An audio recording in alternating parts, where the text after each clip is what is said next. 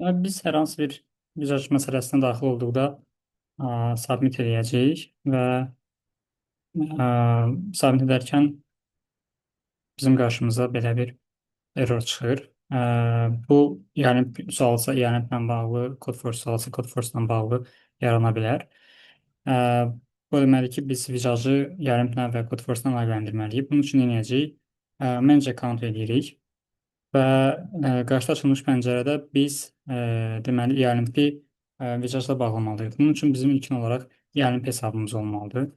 Daxil oluruq ELMP. Əgər hesabımız yoxdursa, o zaman yeni hesab yaradırıq. Yox, əgər hesabımızın olduğundan əminliksə, hesabımıza daxil oluruq və daha sonra F12 düyməsinə klik edəcəyik və açılmış pəncərədə application bölməsinə, daha sonra sol tərəfdə açılmış bölmədə isə cookielərə daxil oluruq. Cookielərdə ealimp.com görürsüz. EALIMP-ə daxil olacağıq. Onun üzərinə klik elədiyimizdə açılmış yeni bir pəncərədə isə refresh token var. Access tokenlə qarşılaşdırmırıq. Refresh tokenin qarşısında olan dəyəri kopyalayırıq.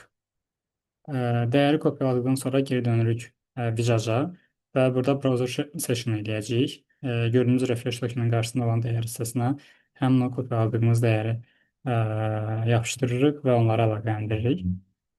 Son mərhələdə isə biz burada gördüyümüz kilidi açacağıq. Bunun üçün ELMP-in yox, Vicajın kodunu yazırıq.